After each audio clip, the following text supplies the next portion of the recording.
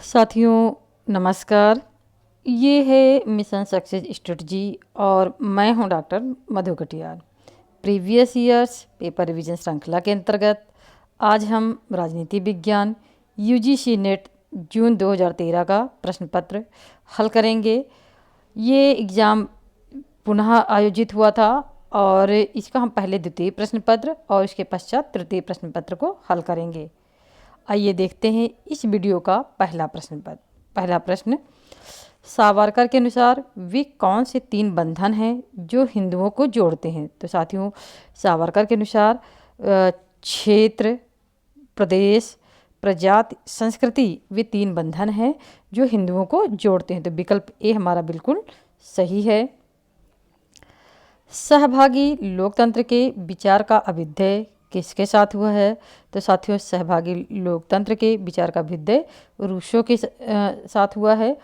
तो रूसो जो है मानता है कि सहभागी लोकतंत्र ऐसी गतिविधि है जिसके अंतर्गत कोई व्यक्ति सार्वजनिक नीतियों और निर्णयों के निर्माण, निरूपण और कार्यान्वयन की प्रक्रिया में सक्रिय भाग लेता है। रूसो जैसे विचारक यह मानते हैं कि सार्वजनिक निर्णयों तक पहुंचने में नागरिकों की प्रत्यक्ष सहभागिता का अधिकतम विस्तार आवश्यक है।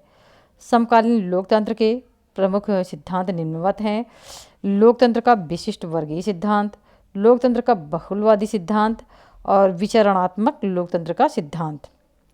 तीसरा प्रश्न, प्लेटो ने मानव मन की क्रियात्मकता का वर्णन किसके द्वारा किया है? तो साथियों, प्लेटो ने गुफा के रूपक द्वारा, विभक्त पंक्ति के द्वारा, रूप के सिद्धांत के द्वारा, उपर्युक्त सभी के द्वारा मानव मन की क्रियात्मकता का वर्णन किया है। तो विकल्प डी बिल्कुल सही है। निम्नलिखित में से किसने बौद्ध धर्म को मार्क्सवाद का नैतिक एवं उदारवाद के विकल्प के रूप में माना है?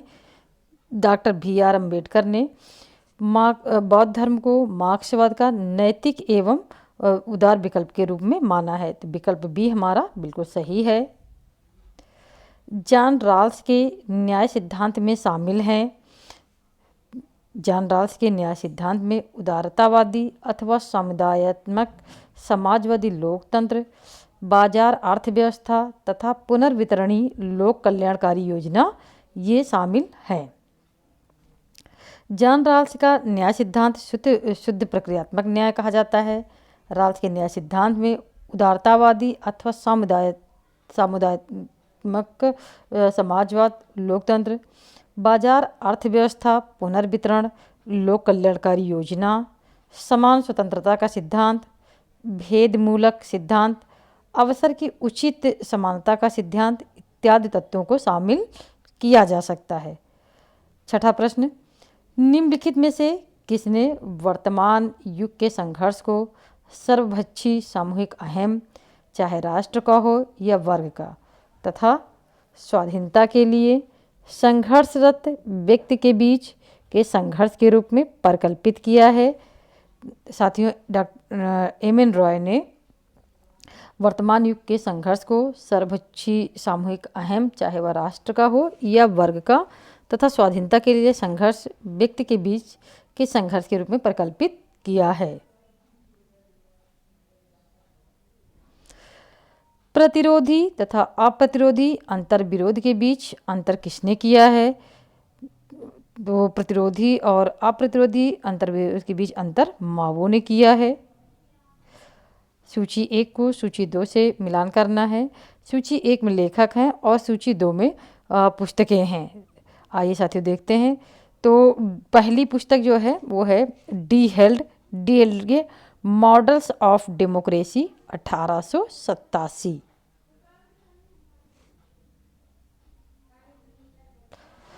डी हेल्ड की पुस्तक है मॉडल्स ऑफ डेमोक्रेसी 1987। जी लिबली की पुस्तक है डेमोक्रेसी।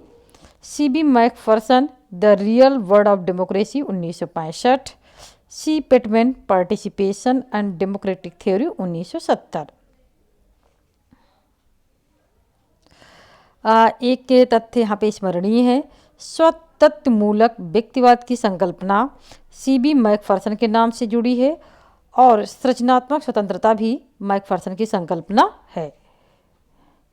ये कई परीक्षाओं में पूछा गया है कि सीबी मैकफर्सन की जो है कौन सी संकल्पना है या स्वतमूलक व्यक्तिवाद से कौन जुड़ा हुआ है।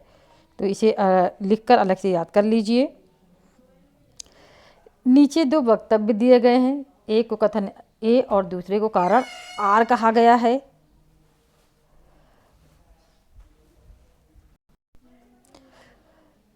अभी कथन ए, जॉन स्टुअर्ट मिल एक अनिच्छुक लोकतंत्रवादी है। कथन बिल्कुल सही है। कारण क्या है? सभी लोग लोकतंत्र के अनुरूप, तो कारण बिल्कुल गलत है, तो विकल्प सी आपका बिल्कुल सही है। सूची ए को सूची 2 से मिलाना है। सूची ए में कुछ शब्द दिए हैं और उनसे संबंधित सिद्धांत दिए हुए हैं। साथियों, ये प्रश्न जो है आयोग ने गलत मानकर जो है इसको हटा दिया है, तो इसको छोड़ दीजिए क्योंकि यहाँ पे कोई सही मिलान नहीं होगा, इसीलिए इसको हटाया गया है। अगला प्रश्न, निम्नलिखित कथन को आप किस सैद्धांतिक उपागम से संबद्ध करेंगे? हर शक्ति के लिए ज्ञान आवश्यक है तथा हर ज्ञान मौजूदा शक्ति संबंधों पर निर्भर होता है और उन्हें लागू करता है। उपर्युक्त कथन उत्तर आधुनिकतावाद से संबंधित है। राजनीतिक सिद्धांत के अंत पर वाद विवाद के सही अनुक्रम को पहचानिए। राजनीतिक सिद्धांत के अंत पर जो वाद विवाद हुआ था उसका सही अनुक्रम क्या है, आइए देखते हैं। पहले है राजनीतिक सिद्धांत के ह्रास पे डेविड स्टन ने चर्चा की। उसके पश्चात राजनीतिक सिद्धांत के अंत पर पीटर लासलेट ने बात की और उसके पश्चात राजनीतिक सिद्धांत के अंत पर रॉबर्ट ए डहेल और सबसे अंत में राइमर राजनीतिक सिद्धांत डाग हाउस में चला गया है, ये बात कही। विकल्प बी आपका बिल्कुल सही है। द्वितीय विश्व युद्ध के बाद राजनीतिक सिद्धांत के अंत से संबंधित जो विवाद चला उसमें सबसे पहले डेविड स्टन का नाम लिया जाता है। स्टन ने अपनी पुस्तक the political system and inquiry into the state of political science 1953 के माध्यम से परंपरागत राजनीतिक सिद्धांत की आलोचना की। लासलाट इसी परंपरा को रॉबर्ट डहेल ने आगे बढ़ाया। राइमर ने तो राजनीतिक सिद्धांत को डाग हाउस की संज्ञा दे दी। अगला प्रश्न, ब्रिटिश संसदीय प्रणाली के बारे में कौन सा कथन सच है? संसद किसी भी विषय पर कानून बना सकती है, उपयुक्त कथन बिल्कुल सही है। रानी मंत्रिपरिषद की सलाह के अनुसार कार्रवाई करती है, यह भी सही है। हाउस ऑफ कॉमन्स द्वारा पारित किसी भी विधेयक को हाउस ऑफ लॉर्ड 2 साल तक के लिए विलंबित कर सकता है, यह गलत है। मंत्रिपरिषद सामूहिक जिम्मेदारी के सिद्धांत पर कार्य करती है, यह भी सही। पहला, दूसरा और चौथा सही है, तो विकल्प डी आपका बिल्कुल सही है।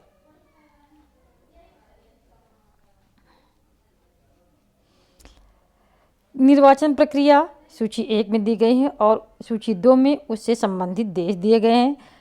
First past the post system, ये यूएसए का सिस्टम है। द्वितीय बैलेट प्रणाली, ये फ्रांस में पाई जाती है। अतिरिक्त सदस्य प्रणाली जर्मनी में और पार्टी सूची प्रणाली स्विट्जरलैंड। विकल्प बी आपका बिल्कुल सही है। संरचनात्मक कार्यवाद मूलतः है जांच पड़ताल का एक ढांचा है।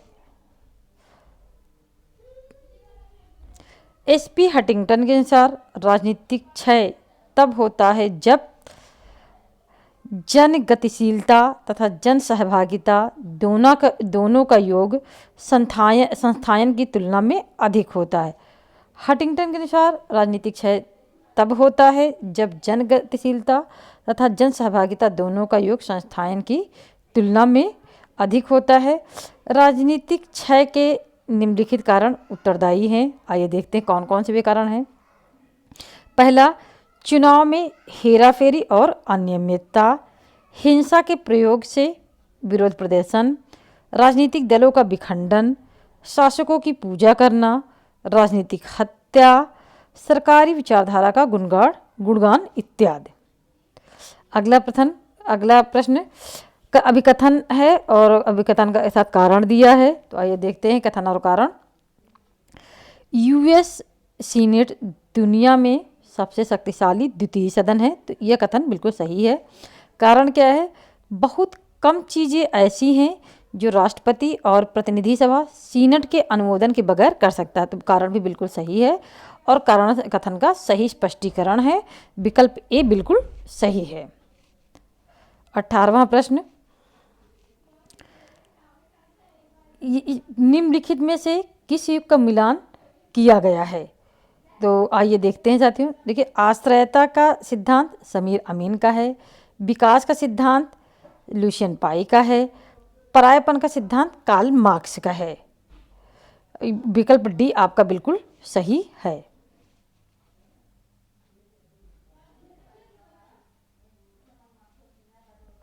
निम्नलिखित में से कौन से अभिलक्षण भारत और यूके में सर्वमान्य हैं? तो भारत और यूके के बीच कौन कौन सी चीज़ें सामान्य पाई जाती हैं? आइए देखते हैं। संसद की सर्वोच्चता, ये इंग्लैंड में तो है लेकिन भारत में नहीं है। लिखित संविधान, ये भारत में है, इंग्लैंड में नहीं है। द्विसदन पद्धति, ये दोनों में पाई जाती है। सदन के पटल पर सबसे बड़ी पार्टी का नेता प्रधानमंत्री होता है, यह दोनों देशों में प्रावधानित है। निम्नलिखित में से किसने निर्वाचन कानून को इन शब्दों में परिभाषित किया है? बहुसंख्यक बहुलता, एक मत प्रणाली जो पार्टी वैधता की ओर प्रवृत्त होती है। हमारा उत्तर है ड्यूवर्गर्स लॉ। ड्यूवर्गर्स लॉ जो है निर्वाचन कानून को इन शब्दों में परिभाषित करता है कि बहुसंख्यक बहुलता, एक मत पत्र प्रणाली जो पार्टी वैधता की ओर प्रवृत्त होती है। क्वेश्चन नंबर 21, यूरोपीय चिंतकों द्वारा विकसित निम्नलिखित सिद्धांतों में से कौन सा सिद्धांत 1950 के दशक में यूएस के समाज विज्ञानियों के बीच गर्मागर्म चर्चा का विषय बना? साथियों, विशिष्ट वर्गीय सिद्धांत जो है 1950 के दशक में यूएस के समाज विज्ञानियों के बीच गर्मागर्म चर्चा का विषय बना। विशिष्ट वर्गीय सिद्धांत यानी कि अभिजन वर्गीय सिद्धांत में समाज को दो वर्गों में विभाजित किया जाता है। एक वर्ग अल्पसंख्यक होता है और दूसरा बहुसंख्यक होता है। विशिष्ट वर्गीय सिद्धांत को व्याख्यायित करने में यूरोपीय विचारक पैरेटो की महती योगदान रहा है और इसके अंतर्गत यह माना कि शासन की समस्त शक्तियां अल्पसंख्यक वर्गों के हाथों में होती हैं। रैल्फ मिलीबैंड ने राज्य को शासक वर्ग के हाथों में एक उपकरण के रूप में देखा है। तुलनात्मक राजनीति का कौन सा दृष्टिकोण इसके अंतर्गत रखा जा सकता है? साथियों, तुलनात्मक दृष्टिकोण के अंतर्गत साधक को इसके अंतर्गत रखा जा सकता है, जिसमें रैल्फ मिलीबैंड ने राज्य को एक शासक वर्ग के हाथों में उपकरण के रूप में देखा है। रैल्फ मिलीबैंड ने साधक दृष्टिकोण का विश्लेषण करते हुए कहा है कि इस धारणा के अंतर्गत शासक वर्ग राज्य को एक ऐसे उपकरण के रूप में देखते हैं जिससे उनके हितों की पूर्ति होती है।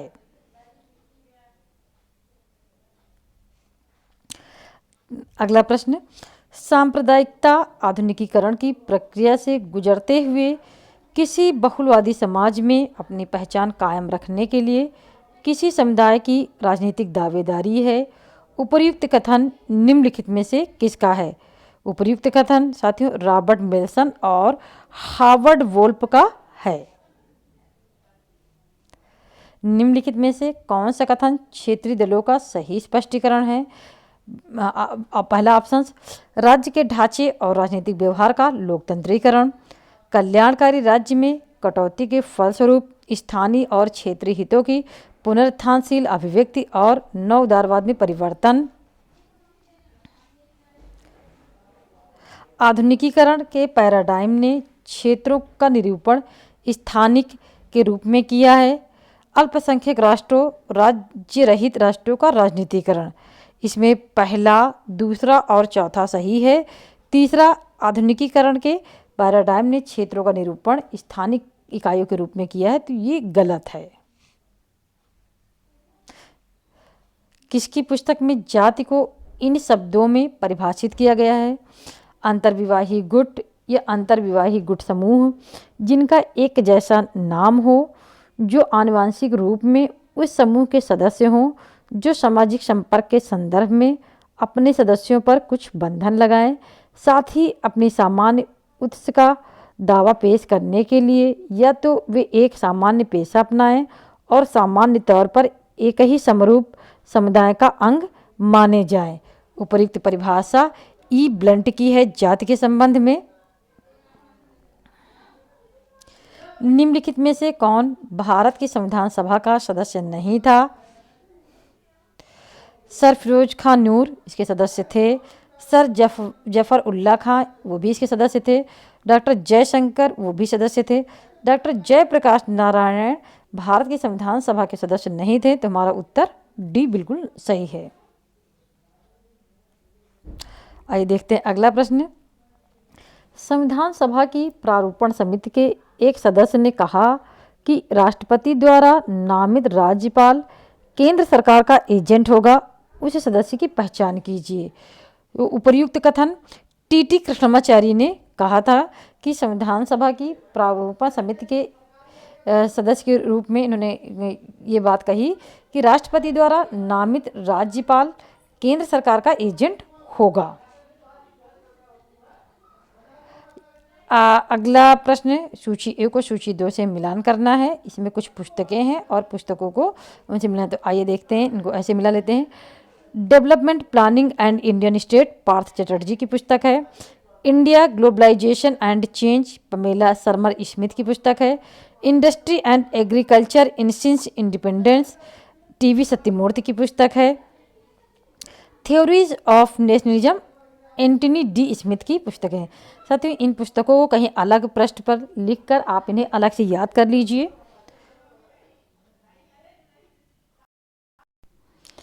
29वां प्रश्न, यहाँ पे एक सूची दी गई है जिसमें बर्खास्त मुख्यमंत्री और इसके लिए जिम्मेदार राज्यपाल। तो आइए देखें, इनको इस प्रकार मिला लेते हैं। अजय मुखर्जी इनको बर्खास्त करने में राज्यपाल धर्मवीर जिम्मेदार थे। चरण सिंह, गोपाल रेड्डी, एन.टी. रामाराव, रामलाल, फारूक अब्दुल्ला, जगमोहन। निम्नलिखित में से किस राष्ट्रपति का संबंध भारत के ट्रेड यूनियन आंदोलन से था? साथियों, वी गिरी ऐसे राष्ट्रपति थे जिनका संबंध ट्रेड यूनियन आंदोलन से था, और वी गिरी भारत के ऐसे राष्ट्रपति हैं जो निर्वाचन में द्वितीय चरण के गणना के पश्चात चुने गए थे। भारत के किस राज्य में विधानसभा में सीट धार्मिक आधार पर आरक्षित होती है? सिक्किम में धार्मिक आधार पर सीटें आरक्षित होती हैं। भारतीय संदर्भ में निम्नलिखित कथन किसका है?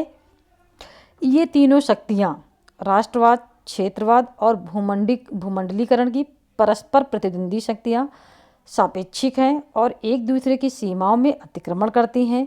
कभी एक दूसरे के विरोध में खड़ी हो जाती हैं, कभी सहयोग करती हैं, लेकिन उसमें सामंजस्य कभी नहीं होता। साथियों, तो उपर्युक्त कथन जो है एरी एम कैकोविच का है। अगला प्रश्न, राज्य सरकार का अंकेक्षण है। राज्य सरकार का अंकेक्षण केंद्र का विषय है। अवधि समापन इन लैप्स के नियम का अर्थ है। अवधि के समापन के लैप्स के नियम का अर्थ है विधानमंडल द्वारा वोट किए गए सभी विनियोग वित्तीय वर्ष के अंत में समाप्त हो जाते हैं। निम्नलिखित में से किसके द्वारा एक नवीन अखिल भारतीय सेवा प्रारंभ की जा सकती है? साथियों, संविधान के अनुच्छेद 312 के तहत प्रस्ताव पारित करके एक नवीन अखिल भारतीय सेवा प्रारंभ की जा सकती है और यह अधिकार राज्यसभा को है। राज्यसभा उपस्थित एवं मतदान देने वाले सदस्यों के 2/3 बहुमत से पारित करके नई अखिल भारतीय सेवा का गठन कर सकता है। निम्नलिखित में से कौन सी अखिल भारतीय सेवा नहीं है? भारतीय पुलिस सेवा अखिल भारतीय सेवा है, भारतीय प्रशासनिक सेवा यह भी है, भारतीय वन सेवा यह भी है, भारतीय विदेश सेवा अखिल भारतीय सेवा नहीं है। तो विकल्प डी हमारा बिल्कुल सही है।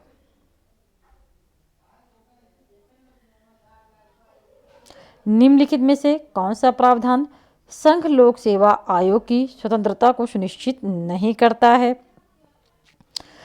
आयोग का अध्यक्ष इसके सदस्य सुनिश्चित अवधि तक अपने पद पर रहते हैं, तो यह इसकी स्वतंत्रता सुनिश्चित करता है। कोई सदस्य केवल राष्ट्रपति द्वारा ही अपने पद से हटाया जा सकता है और वह भी संविधान में दी गई प्रक्रिया विधि से, यह भी सही है। आयोग का खर्च भारत की समेकित निधि से लिया जाता है, यह भी सही है।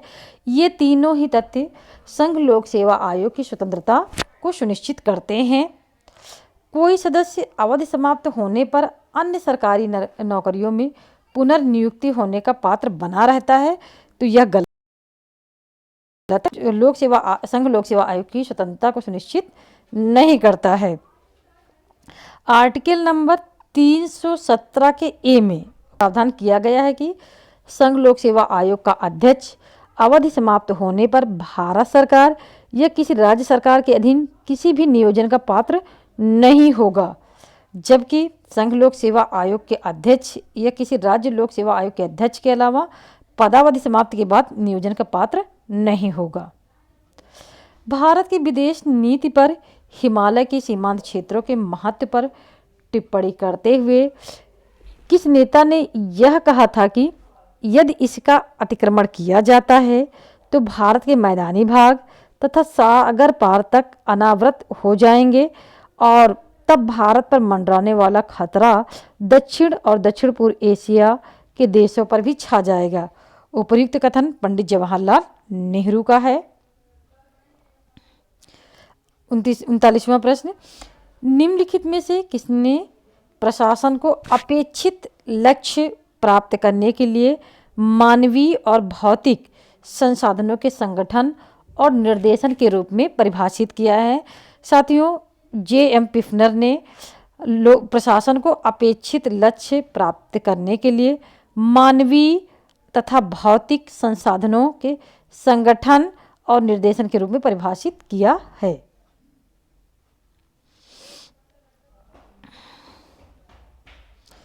किस साल की विश्व बैंक रिपोर्ट में सुशासन और विकास के लिए सिविल सोसाइटी की सहभागिता पर बल दिया गया? साथियों, वर्ष 1992 की विश्व बैंक रिपोर्ट में सुशासन और विकास के लिए सिविल सोसाइटी की सहभागिता पर बल दिया गया था। किसी विभाग में प्रशासनिक अधिकार यदि एक ही व्यक्ति में केंद्रित हो तो प्रणाली कहलाती है ब्यूरो। यदि किसी विभाग में प्रशासनिक अधिकार एक ही व्यक्ति में केंद्रित हो तो वो प्रणाली ब्यूरो प्रणाली कहलाती है। सूची 1 को सूची 2 से मिलाना है, तो आइए देखें साथियों। W.F. बिलोबी की पुस्तक है प्रिंसिपल ऑफ पब्लिक एडमिनिस्ट्रेशन, लोक प्रशासन के सिद्धांत। पुस्तकों को आप हिंदी और अंग्रेजी दोनों में याद करिएगा, क्योंकि कभी पुस्तक हिंदी में पूछ ली जाती है और कभी अंग्रेजी में पूछ ली जाती है। मेरी पार्केट फॉलेट क्रिएटिव एक्सपीरियंस यानी रचनात्मक अनुभव, Mooney and Reiley principle of organization संगठन के सिद्धांत, इंडस्ट्रियल जनरल मैनेजमेंट औद्योगिक सामान्य प्रबंध है। ये हेनरी फेयोल की कृति है और पुस्तकें अत्यंत महत्वपूर्ण हैं। प्रबंधकीय ग्रिड की अवधारणा किसने दी? साथियों, प्रबंधकीय ग्रिड की अवधारणा ब्लेक और मूटन ने दी है। अभिकथन 1 देखते हैं। 44वां प्रश्न, निर्भरता मॉडल के अनुसार गरीब देशों में अल्प विकास के कारक तत्व संबंधित देश से बाहर के कारक तत्व होते हैं। कारण क्या है? विकासशील देशों पर पश्चिमी विकसित देशों के विदेशी पूंजीपरक हितों का प्रभुत्व होता है। यहाँ पे कथन और कारण दोनों सही हैं और कारण कथन की सही व्याख्या है। सूची 1 को सूची 2 से मिलाना है। यहाँ पे कुछ कंपनियां हैं और कॉरपोरेशन हैं और उनसे संबंधित देश हैं। साथ ही टोयोटा आप जानते हैं कि टोयोटा जापान की कंपनी है और ये फोर व्हीलर बनाती है। जनरल इलेक्ट्रिक यूएसए की है। नेस्ले स्विट्जरलैंड की है। इलेक्ट्रोलक्स ये कनाडा की है। फिर सूची 1 को सूची 2 से मिलाना है। यहाँ पे कुछ कमीशंस हैं और कमीशन से रिलेटेड देश हैं। इकोनॉमिक कमीशन फॉर यूरोप ये स्विट्जरलैंड में है, क्योंकि यूरोप जो है आपका स्विट्जरलैंड का है। इकोनॉमिक कमीशन फॉर अफ्रीका ये इथोपिया में है, क्योंकि आपका ये जो है इथोपिया आपका अफ्रीकी देश है। Economic commission for Latin America ये चिली में है, क्योंकि चिली आपका जो लैटिन अमेरिकी देश है। Economic commission for West Asia ये इराक में, क्योंकि इराक आपका एशिया का देश है। तो इसको ऐसे भी सहजता से आप मिला सकते हैं कि यूरोप से संबंधित कौन होगा, स्विट्जरलैंड होगा। अफ्रीका से संबंधित इथोपिया होगा। लैटिन से संबंधित लैटिन अमेरिका से चिली होगा और एशिया संबंधित इराक होगा, क्योंकि जो देश जहाँ के हैं वहीं से संबंधित होंगे। किन 2 देशों के बीच द्विसंबंधी संबंधों को बढ़ाने के लिए CECA comprehensive economic corporation agreement की औपचारिक घोषणा की गई है। तो CECA यानी कॉम्प्रिहेंसिव इकोनॉमिक कॉरपोरेशन एग्रीमेंट की औपचारिक घोषणा भारत सिंगापुर के बीच द्विपक्षीय संबंधों को मजबूत करने के लिए की गई थी। इस समझौते पर दोनों देशों ने वर्ष 2005 में हस्ताक्षर किए थे। आइए देखते हैं अगला प्रश्न। Indo Nepal treaty of peace and friendship 1950 Bharat और नेपाल के बीच में जो आपके शांति मैत्री समझौता है 1950, इसकी आलोचना नेपाल के माओवादियों द्वारा किस कारण से की जाती है। पहला कारण है असमान संधि है। नेपाली अस्मिता का बढ़ता हुआ दावा। चीन से समान दूरी की नीति। उपर्युक्त सभी कारण हैं जिसके कारण माओवादी इसकी आलोचना करते हैं। निम्नलिखित में से किस नेता ने सन 1984 में आयोजित आणविक निशस्त्रीकरण पर 4 महादेशीय शांति में भाग नहीं लिया। साथियों, इसमें भाग लिया था राष्ट्रपति राउल अल्फोंसिन ने, प्रधानमंत्री एंड्रीज पाम्पन एंड्रयूज ने, प्रधानमंत्री श्रीमती इंदिरा गांधी, जो 1984 में आणविक निरस्त्रीकरण समझौता हुआ था, लेकिन इसमें राष्ट्रपति जिया उल हक सम्मिलित नहीं हुए थे। इस वीडियो का अंतिम प्रश्न, अभिकथन। चीन ने पाकिस्तानी परियोजनाओं खासकर ग्वादर बंदरगाह पर अत्यधिक धन खर्च किया, तथापि चीन ने उन नीतियों पर पुनर्विचार किया जिनके कारण पाकिस्तान को मिलने वाले महत्व में कमी आई। तो कारण क्या है? भारतीय बाजार में चीनी माल की बिक्री के विशाल अवसर के अलावा तालिबान और अलकायदा के सहयोग से जिजियांग में इस्लामी कट्टरतावाद के फैलते हुए जाल ने चीन को अपनी दक्षिणी एशिया नीति पर पुनर्विचार करने को बाध्य किया।